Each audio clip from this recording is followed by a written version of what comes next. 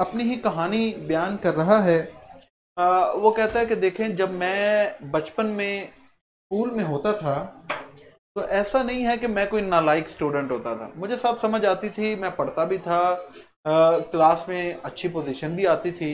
लेकिन इसके बावजूद वो कहता है कि जो स्कूल लाइफ है ना, ये बड़ी बर्डनसम है, ये बड़ी कंबरसम है, बड़ी तकलीफ दे। वो कहता है तकलीफ दे क्या, कि हर वक्त जो है वो आपको यही खौफ रहता था कि सुबह सवेरे उठना है, स्कूल जाना है, सारा दिन स्कूल पढ़ना है, इतना कंपटीशन, टेस्ट याद करने, पेपर देने हैं, और वो कहता है कि सांस लेने का टाइम ही नहीं होता था।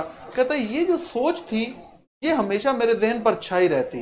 तो इसलिए जो है वो कहता है कि ये स्कूल की जिंदगी जो है ये बड़ी टफ लाइफ है।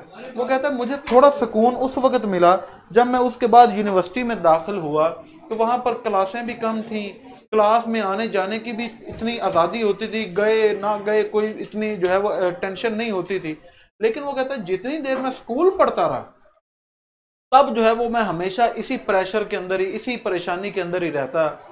वो कहता है कि हमारी एक मेड जो है, मुलाजमा हमारी हुआ करती थी, वो सुबह सवेरे जो है जब स्कूल का टाइम होने वाला होता तो वो सीढ़ियां चढ़ के ऊपर आ रही होती।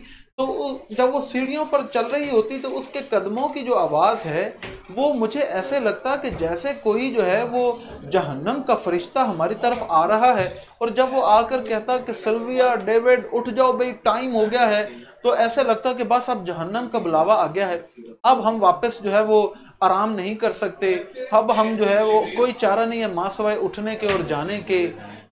तो वो कहता है कि स्कूल के दिनों के अंदर जो ये जो फ्राइडे की रात होती, जुमे की रात होती, ये हफ्ते की सबसे अच्छी रात होती। ऐसा लगता है जैसे हवा में फूलों की खुशबू है।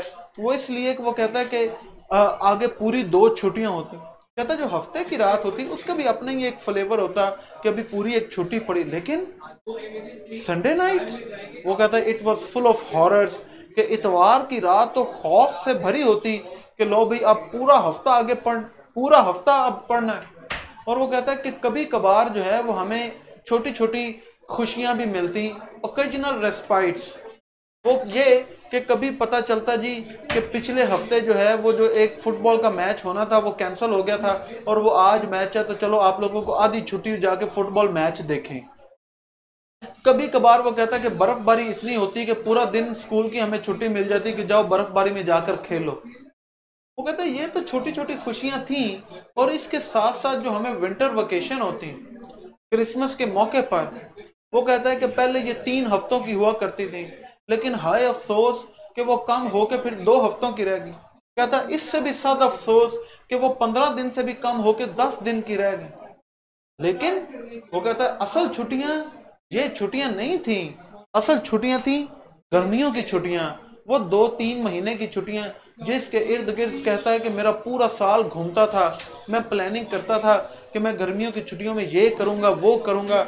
और वो कहता है कि गर्मियों की छुट्टियों में मैं वो वैटसन कंपनी का सुर्ख रंग का कोट पहन के, क्रिकेट का ट्राउजर पहन के खेतों में घूमता फिरता, कोई परेशानी ना होती, कोई टेंशन ना होती।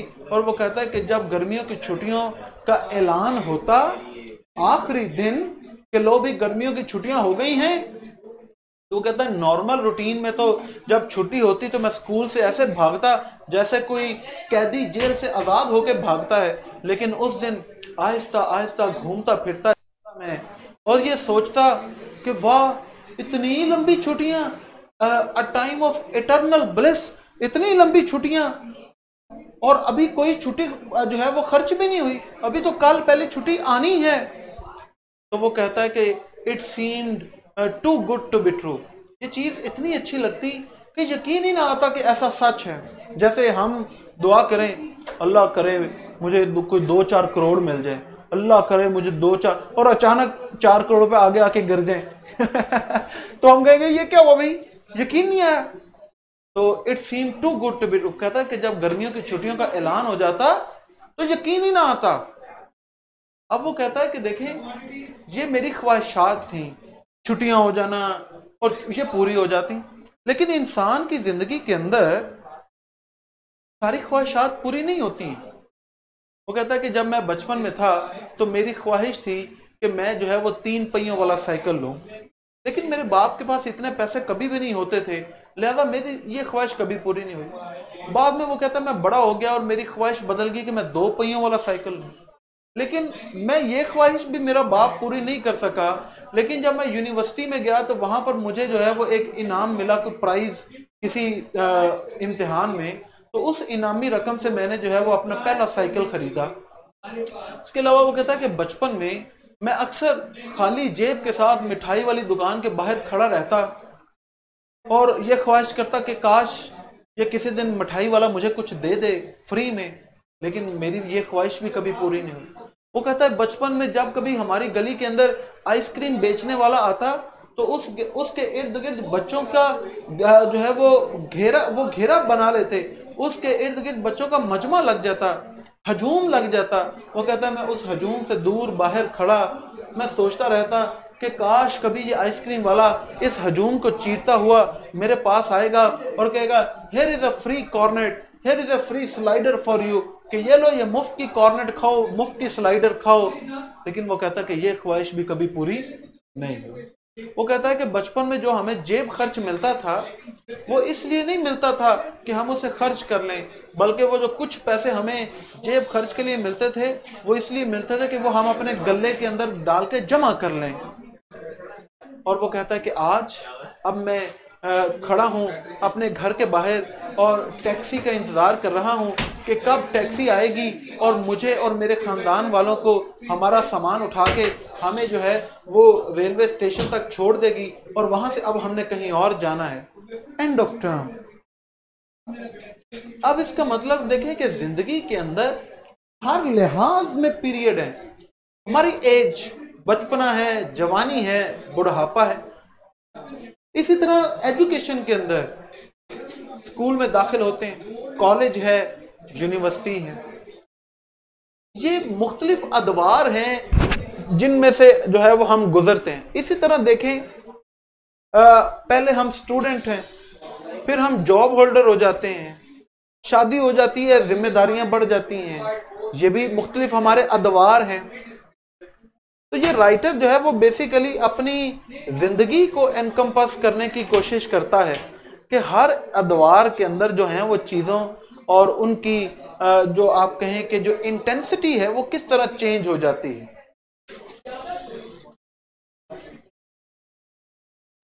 चले जी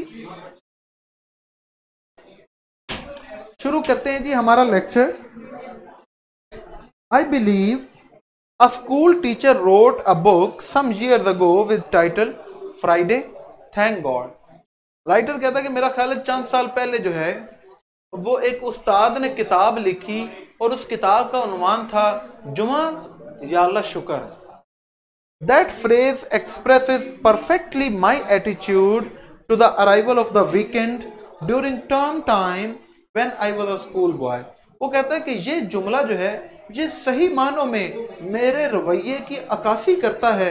वो रवैया जब मैं स्कूल में होता था तो उस वक़्त हफ्तावार छुट्टियों का टाइम जब होता था, तो मतलब कि जब मैं स्कूल में पढ़ता था तो उस वक़्त हफ्तावार जब छुट्टियां आ रही होती, दिन आता, तो मेरा भी रवैया बिल्कुल ऐसा ही होता जैसा कि इस राइटर ने अपनी किताब का नाम लिखा है कि मैं भी कहता कि जुमा या अल्लाह तेरा शुक्र। द डेली ग्राइंड, ग्राइंड का मतलब होता है हार्ड वर्क।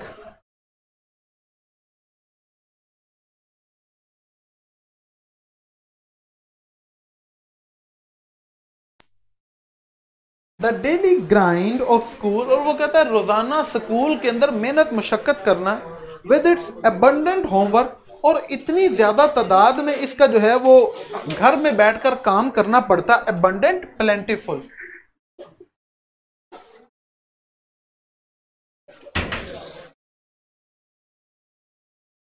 ज्यादा में, plentiful. It's fierce competition, fierce का मतलब होता है इंटेंस, शदीद।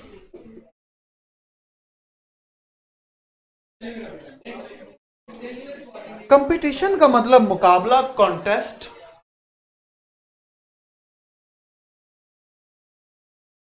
Competition, contest. और वो कहता है कि स्कूल के अंदर सख्त मुकाबला, the sense of never being able to relax, और ये एहसास कि आपको कोई मौका नहीं मिलेगा आराम करने का, प्रेस्ड हेविली अपॉन मी, ये हमेशा एक दबाव बनकर, एक बोझ बनकर मेरे ऊपर जो है वो छाया रहता।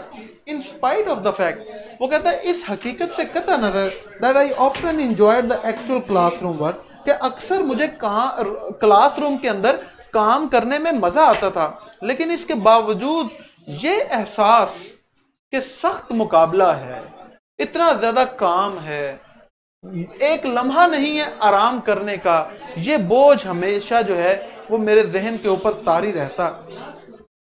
Waking up in the morning with the knowledge that one simply had to get out of bed, और वो कहता है कि सुबह सवेरे अपने बिस्तर से उठना इस आगाही के साथ कि अब बस आपको बिस्तर से उठना पड़ेगा, that there was no possibility of turning over for an extra dose, और अब कोई इम्कान नहीं है कि आप एक और लम्हे के लिए अपनी आंखें बंद कर लें। एक्स्ट्रा डोज का मतलब है कि थोड़ी देर और आपको ये दवाई मिल जाए। जैसे सुबह सवेरे हमारी माएँ हमें उठाया करती थी, आपको तो शायद अभी भी उठाती हो, तो मैं तो बड़ा हो गया हूँ, तो वो सुबह सवेरे जब उठाना, उठो बेटा चलो स्कूल का टाइम हो गया, तो हमने कहा ना मामा बस 1 मिनट, मामा बस 5 मिनट। अब सारी रात से सो रहे हैं, उस 1 मिनट में, 2 मिनट में, 5 मिनट में क्या हो जाना है, लेकिन हमेशा कि नहीं बस 1 मिनट में और सो लूं, मैं 2 मिनट और आंखें बंद कर लूं। इन स्पाइट ऑफ का मतलब होता है इररिस्पेक्ट,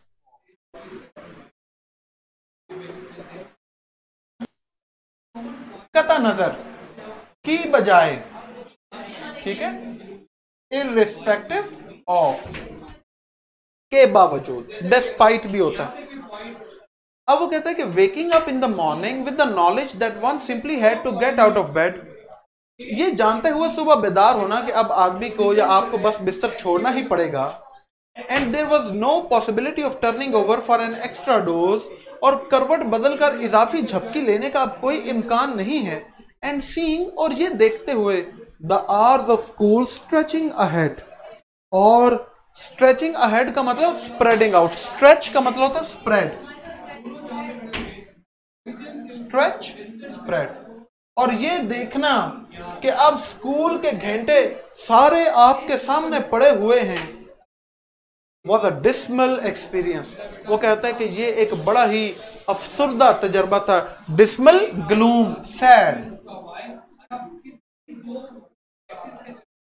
डिस्मल, ग्लूम, सैड। वो कहता है कि ये बड़ा ही एक अफसुर्दा तजर्बा होता रोजाना, स्पेशली ऑन अ मंडे, खास तौर पर मंडे वाले दिन।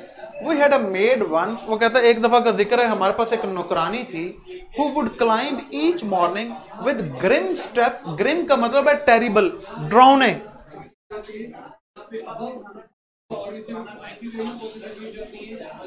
हमारे पास एक नौकरानी थी जो हर रोज बड़े भारी भारी कदम उठाकर up to the attic, attic होता है अपर फ्लोर, ठीक है, मैं ये लिख देता हूं ताकि आप भूले ना, एटिक मानी अपर फ्लोर,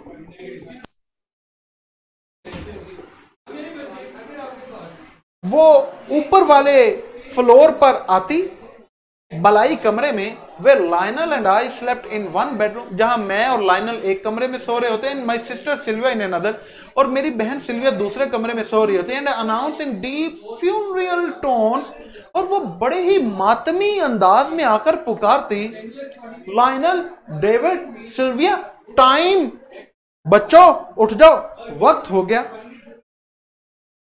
अच्छा जी, यहां पर फ्यूनरियल का मतलब क्या है, मातमी, सैड, सोरोफुल, मैं ये लिख देता हूं, सैड।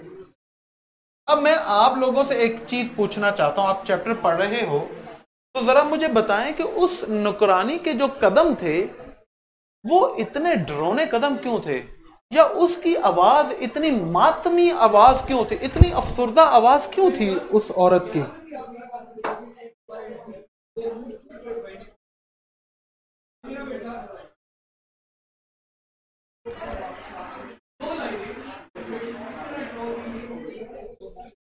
शाबाश बेटा, बताओ जल्दी से।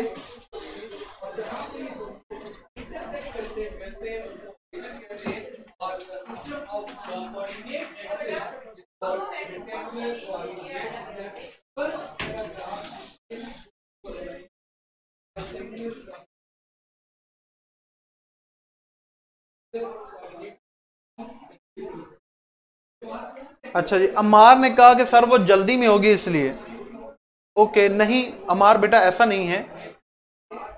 डर स्कूल जाने का, शाबाश तलहा। देखो, उस औरत के कदम डरावने नहीं थे, उस औरत की आवाज मातमी नहीं थी। ये हमारे राइटर को ऐसे लग रही है जैसे देखें, छोटे जब बच्चे होते हैं वो एवं डर जाते हैं किसी छोटे, वो देखो बहू आ गया। अब हम ऐसे कहते हैं वो बच्चा डर जाता है। ये खौफ उस बच्चे के दिल में है कि पता नहीं ये क्या वर्ड है, ये क्या चीज है। तो जो हमारा राइटर है डेविड, जब वो ऊपर आ रही होती, और इसी तरह देखे एक और चीज, जब हम बहुत परेशान हों, जब हम खौफ ज़दा हों, हमें नींद भी नहीं आती, हम गहरी नींद, सुकून की नींद सो भी नहीं सकते। अब डेविड को कैसे पता चलता था कि वो ऊपर चढ़ रही है?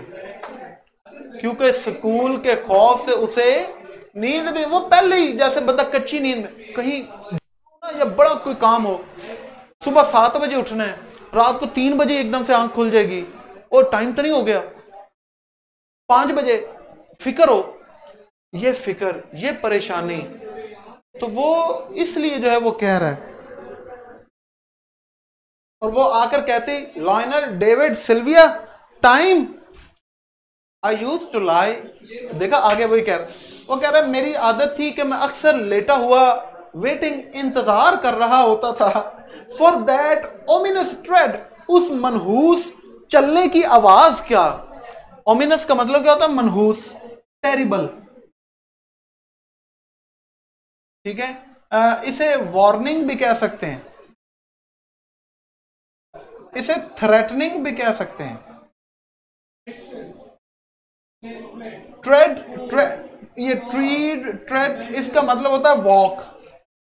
ominous treat, I used to lie waiting for that ominous treat on the uncarpeted attic stairs।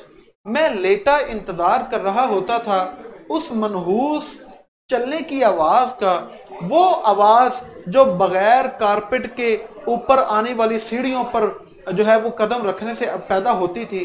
And the voice, और वो उस आवाज का, इट हेराल्डेड, हेराल्ड का मतलब होता है हर तरफ फैल जाना, हेराल्ड, डिक्लेयर, अनाउंस,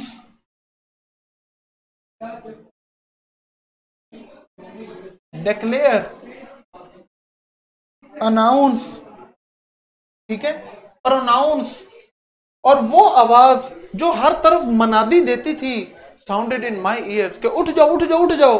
वो कहता कि वो आवाज मेरे कानों में भी पड़ती, लाइक अ समन्स टू डैमिनेशन, जैसे कि जहन्नम का बुलावा आ गया हो। सम्मन का मतलब होता ऑर्डर, बुलावा, ऑर्डर। डैमिनेशन का मतलब है जहन्नम, ठीक है, हेल, डूम। और वो कहता है कि मैं इंतजार कर रहा होता लेटा उस मनहूस कदमों की आवाज के सुनने का, वो आवाज जो बगैर कारपेट के ऊपर आने वाली सीढ़ियों पर पड़ रही होती कदम रखने से, और वो उस आवाज का जो हर तरफ छा जाती जैसे कि जहन्नम का बुलावा आ गया हो। बस आज इतना काफी, यहां से आगे इंशाल्लाह आप कल पढ़ेंगे, ठीक है। लेकिन जो पढ़ा है आपको समझ आ गई, क्लियर है। मैं साइड पे हूं, अगर आप में से कोई बच्चा इसकी पिक्चर लेना चाहे बोर्ड की तो वो पिक्चर ले सकता है।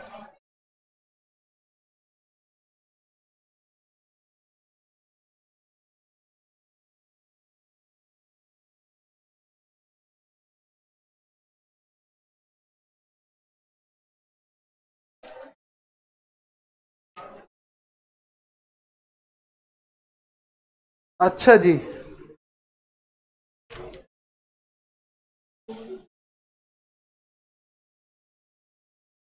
अब हम जो है वो कुछ इडियम्स कर लेते हैं।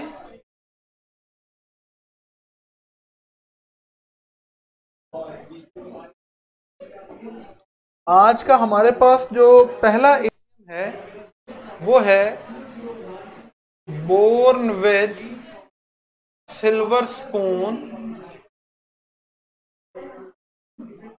इन माउथ, मुंह में चांदी का चम्मच लेकर पैदा होना।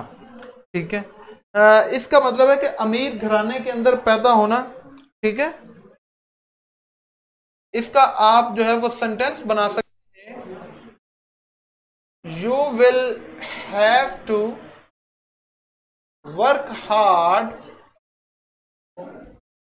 As you are not born with silver spoon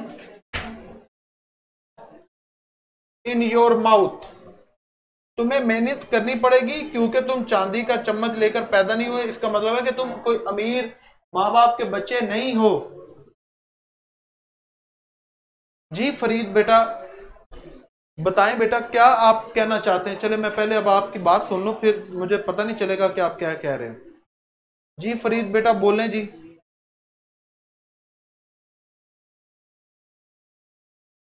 वो किधर गया आपका सारा ये? ठहरे ठहरे ठहरे,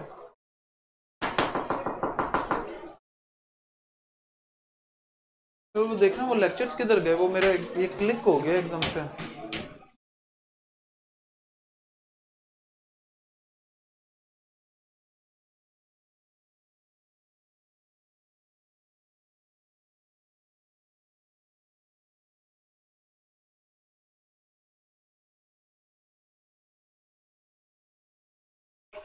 ओके फरीद बेटा, आप क्या कहना चाह रहे थे? आपने कुछ कहा है सर में? फरीद बोलो बेटा, आप जल्दी करो, शाबाश।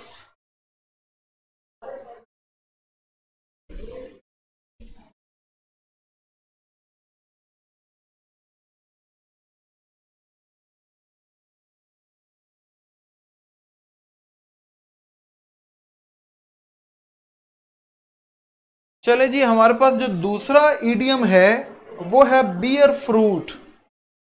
बियर फ्रूट, बियर फ्रूट का मतलब होता है फल पाना, किसी चीज का आपको रिवॉर्ड मिलना। प्रेपोजिशन वो समझ नहीं आई थी आप पहले।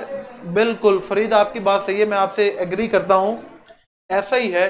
अब मैं आपको इंशाल्लाह आज का दिन है, आज है मंगल, तो मैं आपको जुमेरात वाले दिन जो है वो इंशाल्लाह प्रेपोजिशन के ऊपर पहले पूरा एक लेक्चर दूंगा, उसके बाद हम प्रेपोजिशन की एक्सरसाइज करेंगे। ठीक है, बियर फ्रूट का मतलब क्या है?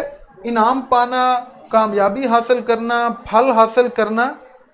इसका हम जो है वो क्या लिखेंगे सेंटेंस के, his efforts bore fruit and he succeeded in the exam. उसकी कोशिशें जो हैं वो रंग ले आई और वो इम्तिहान के अंदर कामयाब हो गया। अगला हमारे पास बहुत ही इंपॉर्टेंट इडियम है, वो है beer the brunt of. Beer the brunt of, beer the brunt of का मतलब होता है गुस्सा बर्दाश्त करना, किसी का गुस्सा बर्दाश्त करना। ठीक है,